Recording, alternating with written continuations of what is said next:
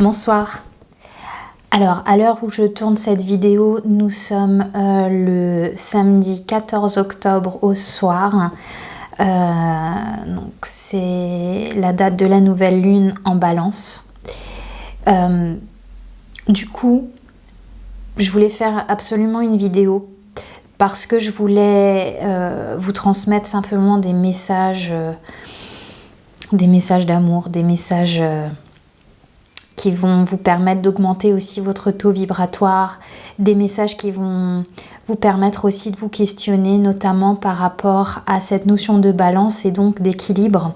Que souhaitez-vous équilibrer pour cette nouvelle année 2024 qui va bientôt arriver?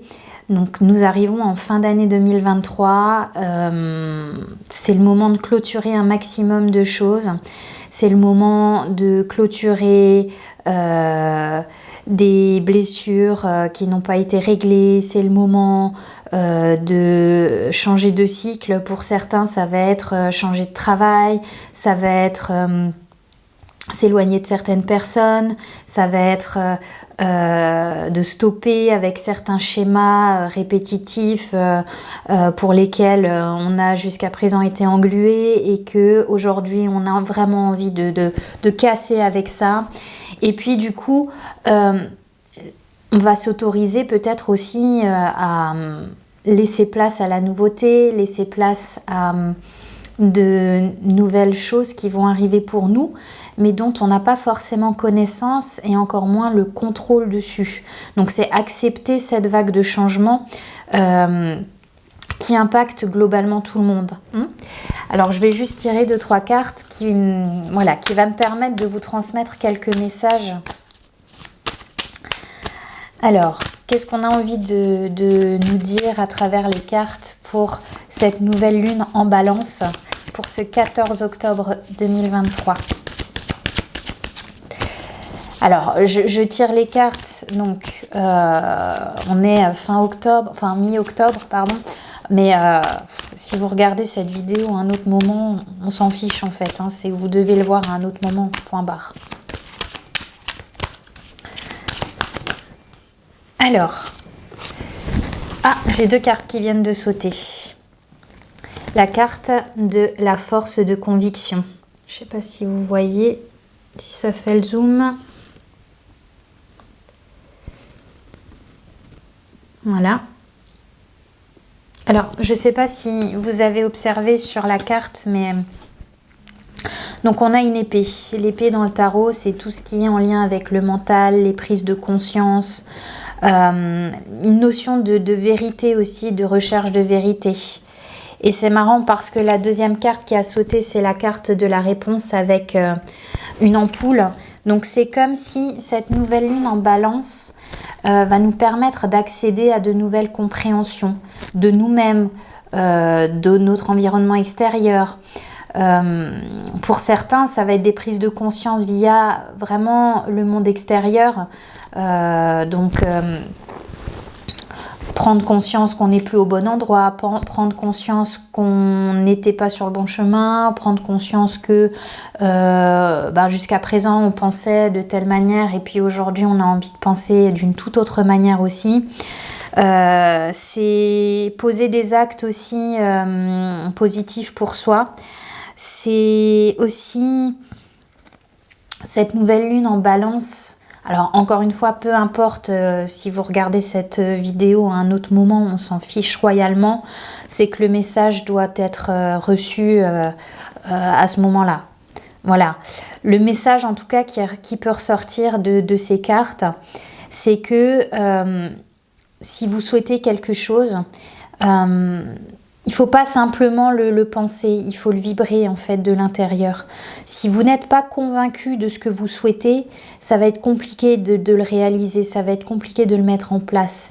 Donc vraiment l'intégrer d'un point de vue interne, vous voyez, au niveau corporel, il faut que ça vibre profondément comme si c'était déjà là, comme si c'était déjà ancré, vous voyez.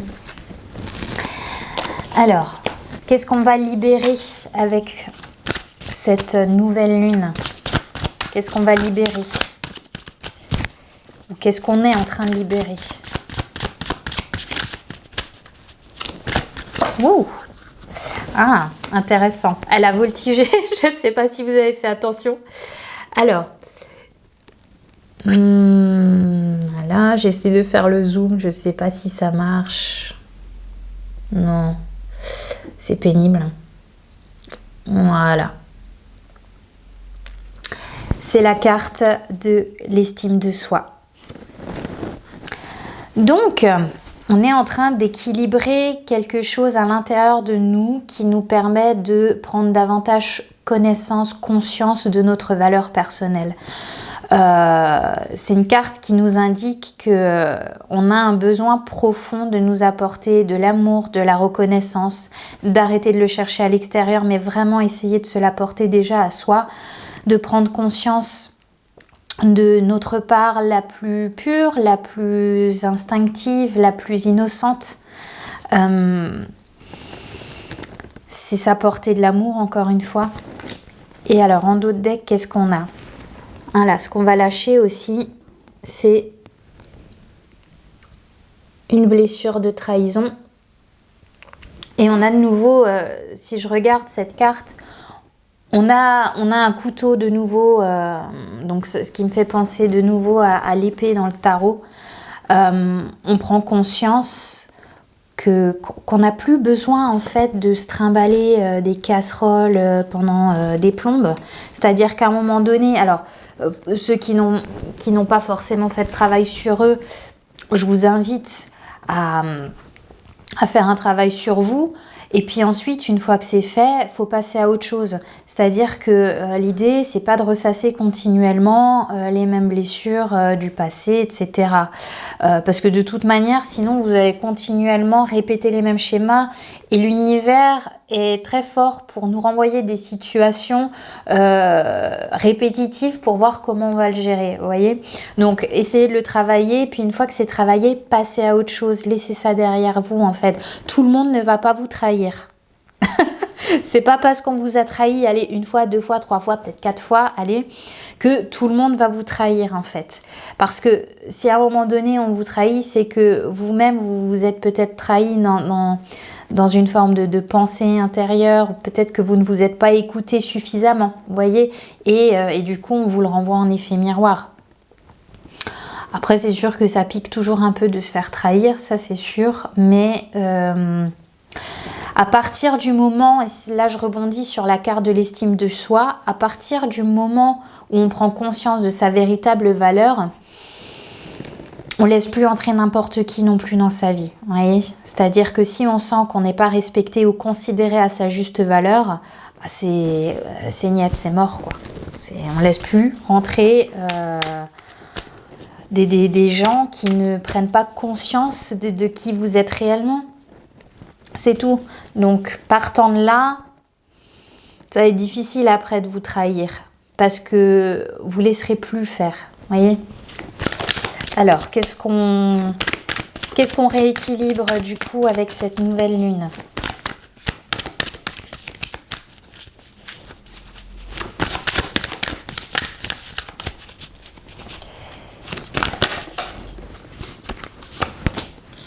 Alors,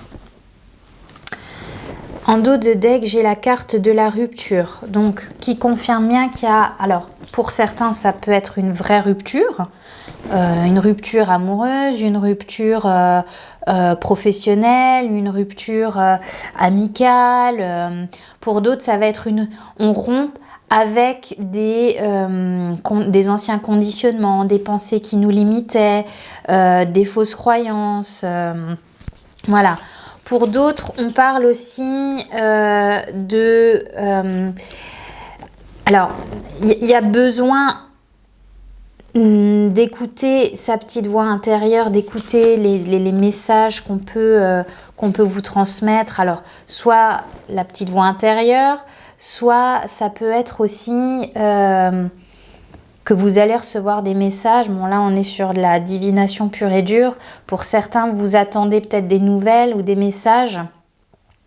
Mais, alors, avec le besoin d'ancrage, j'aurais plutôt tendance à dire que si c'est pas un vrai message que vous attendez, alors si c'est un vrai message, ça veut dire que c'est un message qui risque un petit peu de vous secouer et dans ce cas-là, on vous conseille de bien vous ancrer pour gérer au mieux l'information qu'on va vous transmettre. Ce qui peut être le cas puisque du coup, en début de tirage, je vous parlais justement avec l'épée d'une prise de conscience, d'une vérité qui tombe, d'une nouvelle qui arrive, de clairvoyance, vous voyez. Si c'est pas un vrai message que vous recevez, c'est vraiment un message intérieur qui va vous faire prendre conscience de certaines choses et qui peut du coup secouer un petit peu avec cette nouvelle lune.